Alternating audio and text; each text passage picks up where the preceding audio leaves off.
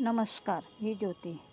आपण आज करणार आहोत पारंपरिक पद्धतीने परफेक्ट पुरणपोळी. आजची रेसिपी तुम्ही शेवटपर्यंत बघा. ही चण्याची डाळ आहे 1 किलो आणि त्याला पाऊण किलो गूळ लागणार आहे. ही मी आता उकळून घेतलेली आहे.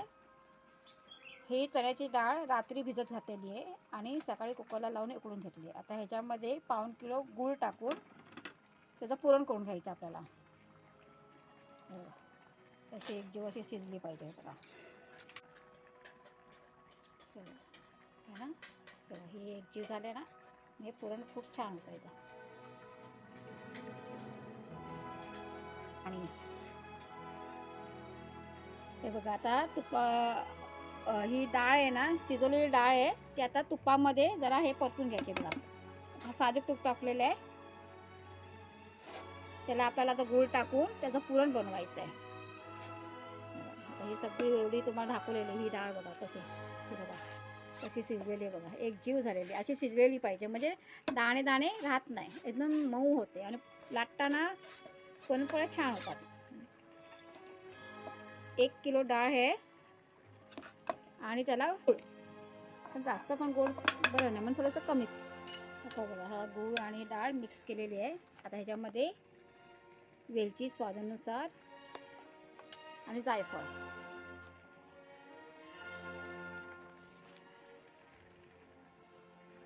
आणि थोडंसं केशर. त्याचं टेक्स्चर खूप छान आहे ना, पुरण जेव्हा होईल ना त्याचा रंग सुंदर दिसणार तुम्हाला. आता हे कुकरला शिजून घ्यायचंय, गूळ विटेपर्यंत जरा शिजून घ्यायचं आपल्याला. हा व्हिडिओ स्क्रिप्ट करू नका. पुरणपोळी सगळेच करतात, पण सॉफ्ट, तुपकट आणि लाटताना अजिबात न फाटणारी पुरणपोळी किती जणांना जमते. चला, आज मी तुम्हाला असे ट्रिक्स सांगणार आहे की तुमची पुरणपोळी मऊ आणि फुलणारी होईल.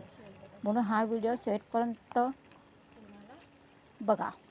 आपलं पुरण आता रेडी झालेलं आहे. हे मी एका चाळणीमधून खिसून घेतले किंवा मिक्सरमध्ये तुम्ही करू शकता. तुमच्याकडे जर पुरणाचं जर भांडं असेल तर त्याच्यावर तुम्ही हे पुरण यंत्रातून हे मऊ करू शकतात.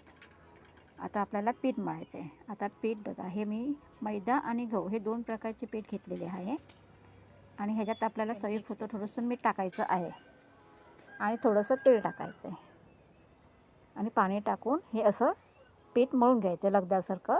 4 वाटी मैदा घेतलेला आहे, किंचित चवीपुरतं मीठ टाकायचं आहे त्या आणि भिजून हे तेलामध्ये हे तेल टाकलेलं आहे बघा, दिसते तेल. हे तेलामध्ये असं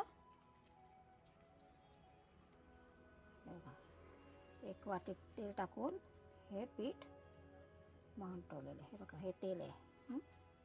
हे तेल टाकून असं मुरवत ठेवायचं आहे. बघा मैदा घ्या मळून ठेवलेलं आहे, ते टाकून आता हे भिजत ठेवायचं आहे आणि झाकून ठेवायचं जरा अर्धा तास एक ठेवायचं, मग ते चांगलं पीठ मऊ होतं. हे बघा आपण हे आता हे पुरण हे आपण आता पीठ बघा हे असं पीठ आलं पाहिजे. ते तुमचं आता हे लाटलं जाईल बरोबर. हे बघा पुरणपोळीला असं पीठ पाहिजे. ते टाकून तेल टाकून सगळं मळून ठेवलं ना तसं पीठ. ज्योती कुकिंग चॅनलमध्ये तुमचं स्वागत आहे. हा व्हिडिओ सबस्क्राईब करा, आवडला असेल तर कमेंट करा, शेअर करा. आणि तुम्हाला ही एक ट्रिक सांगते की जर तुमचं पुरण पातळ असेल तर पुरणपोळ्या फाटल्या जातील आणि घट्ट असेल तर तुमच्या पुरणपोळ्या चांगल्या लाटल्या जाईल.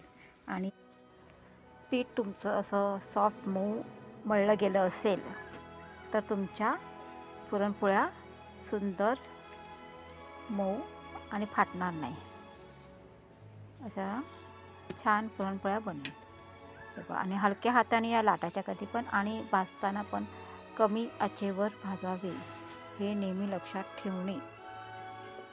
तुपावर किंवा तेलावर तुमच्या तुम्हाला जसं आवडत असेल तसं तुम्ही त्याला भाजू शकतात. ही पुरणपोळी बघा कशी लाटली गेलेली आहे.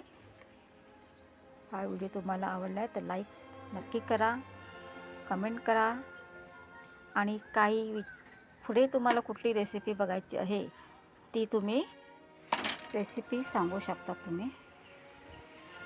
आणि अजून एक काम बघा, हे पहिलं पीठ बघा कसं गोळा काढलेला आहे, जराही चिटकलं का हाताला नाही.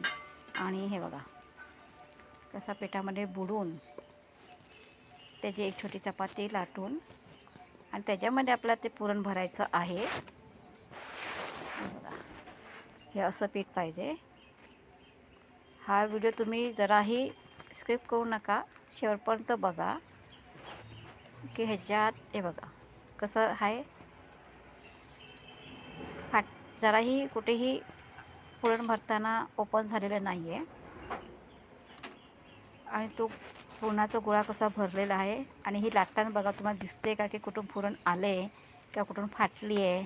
अगदी सॉफ्ट फ्लेक्सिबल अगदी ती पुरणपोळी बघा इकडून तिकडून फिरते आहे. बघा फक्त थोडंसं पीठ लावणं गरजेचंच आहे. हे बघा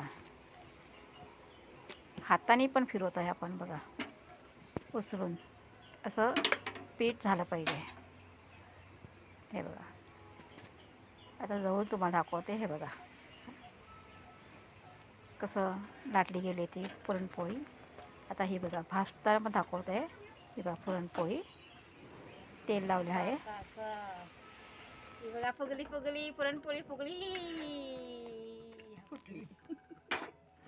बघा पुरणपोळी कशी फुगली आणि फुटली. आता ही झाली पुरणपोळी. आता हे बघा हे काढून तुपामध्ये आणि ह्याच्यामध्ये आपण भाजलेली आहे ही पुरणपोळी. तुम्हाला कशा वाटल्या तुम्ही एकदा अशाच पद्धतीने करून बघा पुरणपोळी. या पुरणपोळ्या झालेल्या आहेत, अजून बाकी आहे पण या तुम्हाला दाखवण्यासाठी बघा या पुरणपोळ्या एवढ्या झालेल्या आहेत.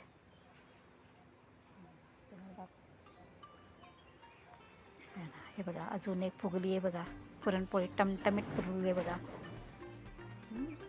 त्या आपल्या पारंपरिक पद्धतीच्या पुरणपोळ्या झालेल्या आहेत. तुम्ही दूध त्याबरोबर खाऊ शकतात, तुम्ही तुपाबरोबर खाऊ शकतात,